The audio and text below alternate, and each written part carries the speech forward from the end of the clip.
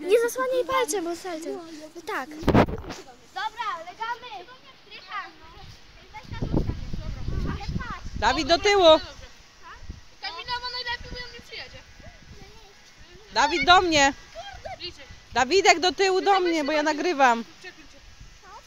Nagrywam teraz. Dawid tutaj, koło mnie stoisz. Klisa. Dobra.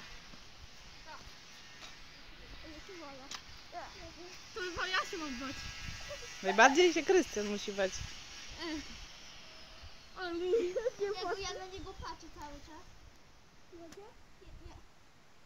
Jedzie.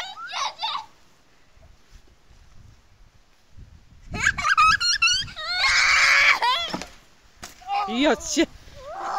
To było blisko. Wyłącz to.